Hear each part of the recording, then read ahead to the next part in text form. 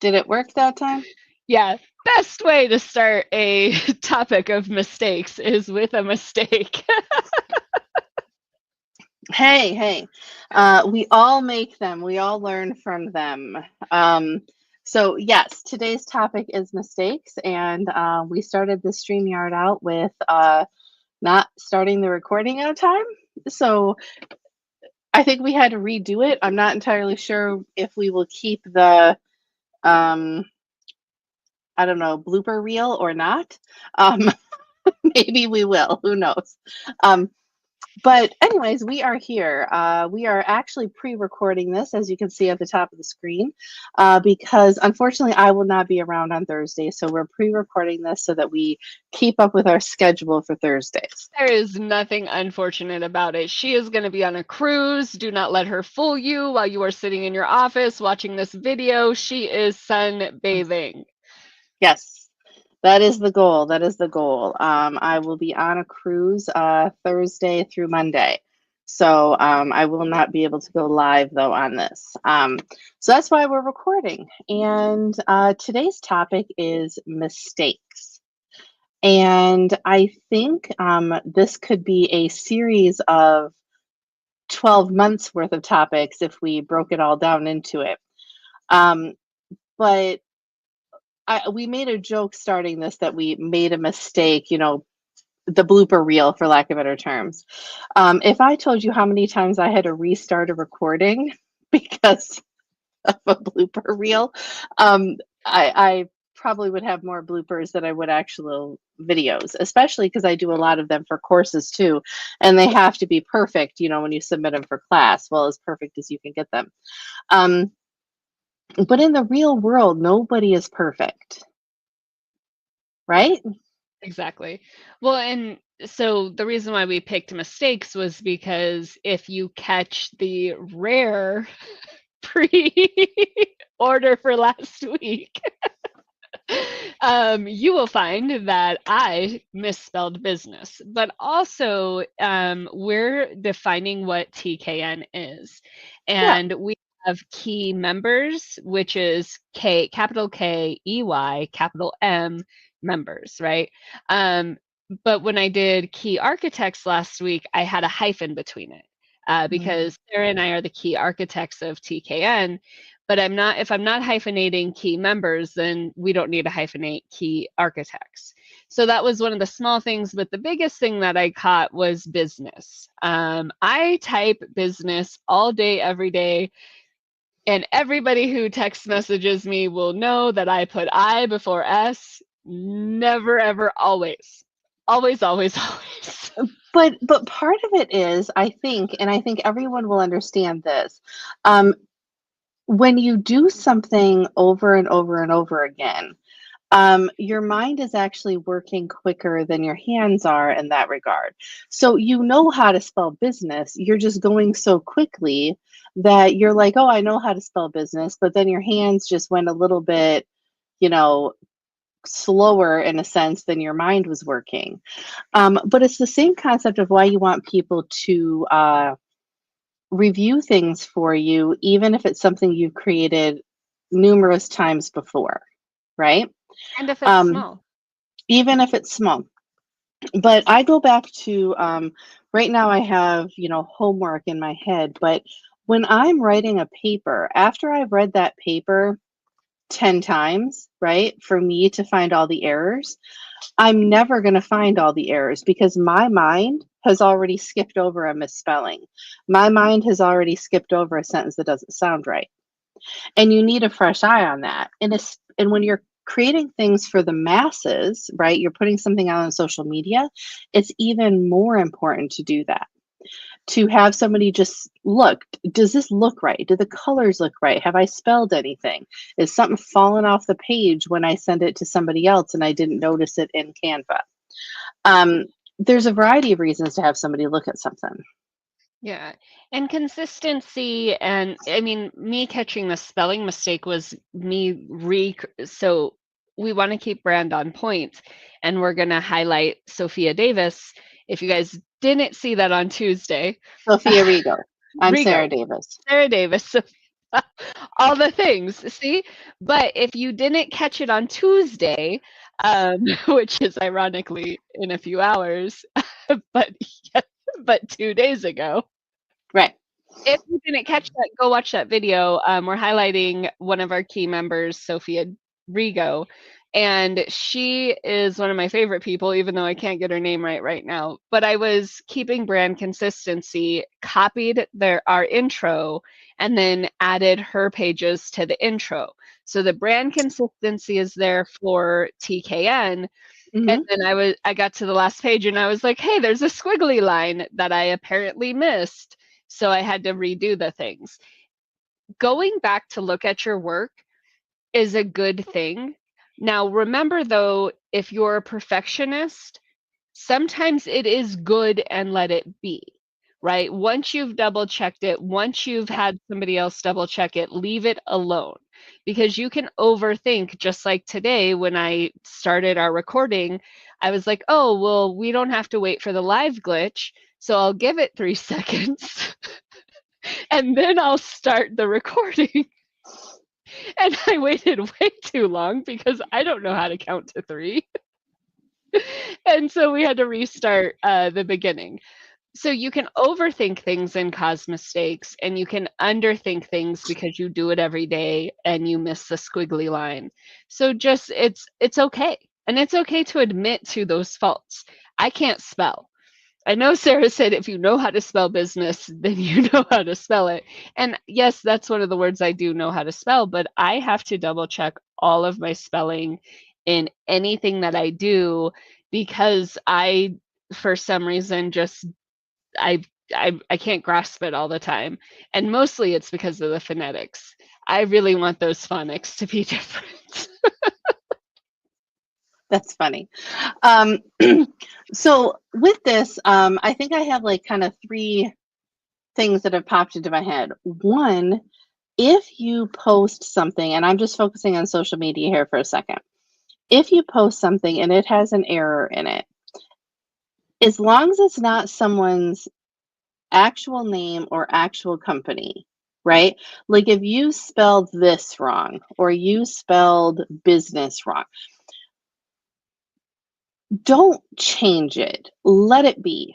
It'll show humanity. It'll show that you are, okay with making a mistake. Um, but make sure that company names, human names, and like logos and colors are valid.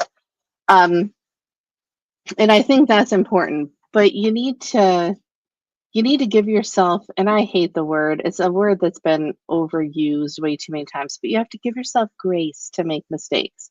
I sometimes I hate buzzwords, but there really isn't a other word to say that, to give yourself that forgiveness to be okay with making mistakes. So, Yeah, it's important. But also, like Sarah said, if you catch a mistake, it's okay to go fix it. If it's sure. something big enough to where you're like, then go fix it. But remember, if you posted it on Facebook, you posted it on Instagram, you posted it on LinkedIn, and you posted it in probably wherever else. So if you're going to fix it in one place, now you're down the rabbit hole of where do I fix it in all the places. Another quick fix to that could be in the comments. Hey, everybody, I noticed that I misspelt this. Depending on who your audience is going to depend on what comments you get. So preemptively saying, hey, this is the way it is, but I don't forms is completely okay as well. Yeah, and also knowing that there are solutions to your problems, right? You can fix it if you want, but also downloading Grammarly and adding it as a, what is it called, to your Chrome, so that it An actually extension, like yeah. an extension. Thanks, the word was not coming to me. Doing the Chrome extension, you can have Grammarly look at whatever, and it does help, especially for people that may not have somebody to look at it, right? But then I'm going to do a quick sales pitch. If you don't have somebody to look at it, please sign up for something on the accountability group that Brittany has on Alignable through her website, or through New Reality's website, and you will find people that are willing to look at your stuff. Okay. Yeah.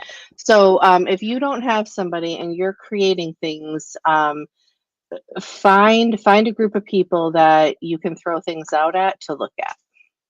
That kind of reminds me, Sarah, because that really is building a community, right? Mhm. And today on our accountability call, we had somebody who was very, very disappointed with a particular community Yeah. because of the way that they choose to network. Right. You can make mistakes that are visible, and you can make mistakes that you'll never know about in the way that you speak to people and how you Mm. work and how you really present yourself. So on this call, you can see I've got 3 dogs behind me. I have an array of whatever going on back there. This is who I am as I am. And if it's not something that somebody likes, if I was to be a perfectionist, I would come up here and I'd be like, oh, look at all my, no dogs, no couch, just all the things. I could Put make it it to back on the dogs. I know, right? We need the dogs. I could make it to where I present as a completely different person. Yes. But when you're doing that, it makes it easier for you to make mistakes. I was watching a TV show and they said the best lie is put in truth, right? Well, if I have to continuously create the same lie over and over again, that's not going to help my clientele. That's not No. going to help the people I'm networking with. So there's times where she's outside right now, but she's playing and barking, and I'm so glad my mic doesn't pick her up. She's 6 months old. She's a puppy. She's so exciting. So But those are things that you can look at and you can say, okay, well, is it a mistake that I have my mess behind me, or is it the fact that I'm being true to my clientele and to the people I work with? sure. That goes back to that overthinking. But also when you're treating people, really networking is made for you to create referral partners. Use the people who you need their services. If you can't afford them, ask them if there's a barter way that you can work with them. And really focus on how can we make this work together as a team. But if you are networking just to push yourself, you are going to turn more people off from different platforms than I can count. Because if they Yeah. go to a platform and that's all they're getting because everybody is just pushing their sales, those people aren't going to go. And so you really want to look at how are you branding? And that's one of the biggest things Sarah and I are working on with TKN, so we can make sure we go in with as little mistakes as possible. Yeah, and I think with the networking, this has led me to a thought, something that happened on today's call, but also something that happened in a text message earlier. I want to say it was late last week. So I've had 2 people that have said that they were talked down to on networking calls. In a sense, their business was not given respect because of, for whatever reason, right? Um, and when you're networking, if you want anyone to respect you, you have to respect what they're trying to do. It may not be the business you want, right? It may not even be a business you end up working with, okay? But you want that person to go away with thinking you were respectful, you were asking good questions, you were engaged, because that's what they're going to remember and tell somebody else, even if you 2 don't work together. So I want to make sure that that just popped into my head when we were talking about networking, that I've actually had 2 people that were very specific that they were talked down to because their business wasn't real. And it hit my heart a little bit. And I know Brittany's had this happen with some people in her life, where there's some people in my life who don't think I have a real job. Okay. And I haven't been able to figure out what a real job definition is. But I work, I get paid, my bills get paid. Like, I think that's a real job, right?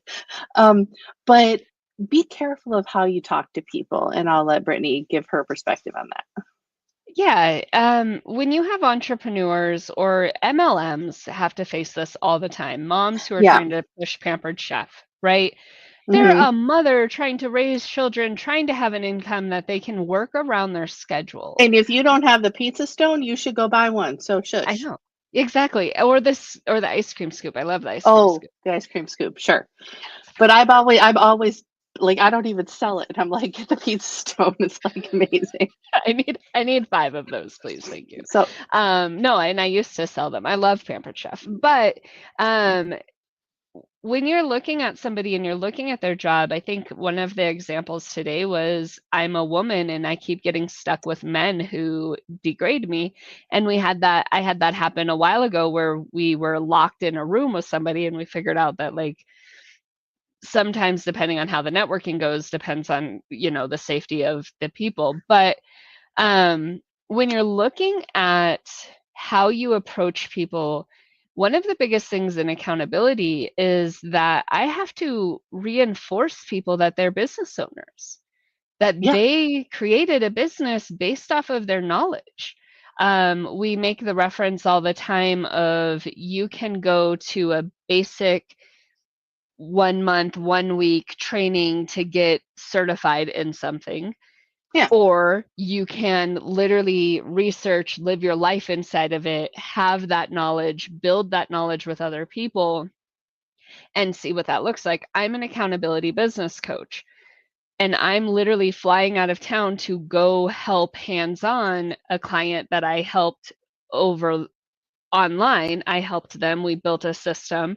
Yeah. And because of that online distance, now I'm flying in, and people are going to look at me like, well, you've never, been a CEO of a big Fortune, blah, blah, blah, blah, blah. I don't have to have that to have 30 years of experience in business. No. You don't have to have that. Sarah, you're an HR fixer. There's so much common sense in HR, but it requires you to have an open mind. It Yes. requires you to have education on people Sure. and actual, like, what does LGBTQ community look like? What does it look like to have racism around acknowledging racism and combating racism? Yeah, and there's laws and things that you have to think about too. And that's where you don't necessarily have to have an education in HR, right? There are some certifications, there are some different things that you can go into that help that. Um but one of the things that speaking of mistakes, I still remember the first like legal thing that I wasn't involved in. I was brought in after the fact, which is good. But a company I was working at and I was handling HR, this one of the upper people fired somebody on maternity leave. I don't care what world you live in. I don't care what at will employment state you live in. Like there's no state that allows that to happen. Yeah. Okay? You have to wait for them to come back to work and then you let them go, right? Like and even though I wouldn't agree with doing that either, it's the legal way to do it. You can't just send them an email while they're on maternity leave and be like, "Sorry, life sucks." I don't even know what the message said. I don't want to know. But there are mistakes and then there's purposely unknowing. And that's where having an accountability coach for your business brings in those things you don't know. Having an HR fixer allows me to come in and not only fix the problem you're having right then, but to implement solutions and processes and policies so you don't have those things happen again. Um, but it's all about knowing your knowledge doesn't have to equate a piece of paper. And everybody on here who is watching this that knows me is like, Sarah, you're not speaking your truth. To a certain extent, I am. And the reason I'm not speaking my truth is because I'm going for another piece of paper. Okay. But that's because I love school. And I want everyone to call me doctor at least once. And so I'm making a little bit of a joke here, but nothing I do has anything to do per se with my education. I could do everything I'm doing now without further education. Um, and I want people to understand that business owners bring knowledge, experience, and passion. A lot of people are passionate about what they do. I have seen, and I'm going to use Mary Kay as an example. I have seen some people sell a Mary Kay as if they were a Fortune 500 CEO selling a product. And it's amazing to me the passion that goes behind some of this, right? Now, I personally don't have that passion for Mary Kay because I don't wear makeup, don't really care, but that's why we have other people that do it. I'm never going to degrade their passion. It's amazing to see. So anyways, that was kind of Well, and that hustle. Mary the Kay hustle. hustle is amazing. There's so much inside of what people do. And like you said, Sarah, you're advancing your education. And here's the thing, every day I work with business owners and I help them problem solve. I have Yeah. free accountability meetings where people can come in and just get help. I have paid where we focus directly on them. But You're in a lot of those, and I'm going to we're interrupt you for always a second.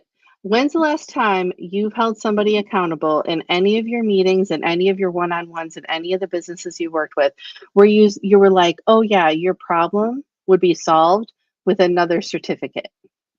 exactly never, Never. never, never. There are no necessarily business problems that you can't learn about on your own, that you can't grow in, that you can't do and grow your entrepreneurial passion. And with that being said, it does bring up a mistake that I made a while ago, though, Okay. because that was the conversation where I was trying to push a coach to just do what she loves, without worrying about her certification at the time. And what I wasn't aware of is she is trying to work with very specific people who only require those certifications.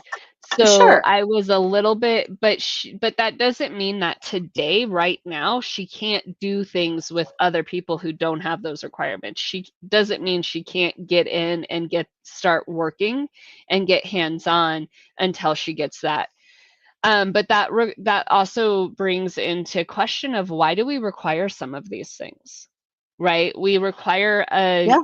GED. We require a, different, like the GED, yes, GED or, work knowledge, something for that structure so that you can see. But beyond that, what is it that we're actually looking at? And with that being said, like I said, that was a mistake where she needed that for her specific clientele. So you might have a specific clientele that does require certifications, but you can still do things. And to the point of what Sarah was saying is when we network with other people, you're continuously learning about what's out there. Yeah. And there is an extent of furthering your education. HR is huge, and if you don't know HR, you need somebody who knows HR. Hmm. If you are somebody who is struggling to, this example, I'm not going to say it, but if you are showing that you're struggling doing a simple process, but you're promoting to do processes, that's going to be a struggle. So you Sure. want to make sure that anything that you are putting in front of people is putting your best foot forward in what you do, but you're trying to also learn the things that you don't do. So you have a little bit of that conversation. We always talk about the people who we're in the room with are the people we want to be. And what we Yeah. forget is that the people in that room want to be us as well. There's that give and take. There's so many things about Sarah that I admire, and I'm with her probably every day because I want to learn, get better, be better. What is it, Sarah? Do better, be better. Go off the beaten path. Exactly. And so So, that's really, I spend time inside of New Reality with Eileen and Debbie, making mhm. sure that you're surrounding yourself in a space where you can learn and grow because even though you could be the top of your industry. If you do not grow and you do not allow other people to give you opinions and resolve, you're going to just stay level and people will rise above you. Yeah, 100%. And that's, she made me just say my tagline, but it really is. how I approach interactions with people. It's not about being perfect, which we've talked about a lot of mistakes on this call. It's not about being perfect. It's not about, never making mistakes. It's not about changing your career path, at age 30 and 46, by the way. So, it's about saying, every day I'm going to do a little bit better. I'm going to be a little bit better, right? And you don't have to go off the beaten path if you don't want to. You can follow other people's paths.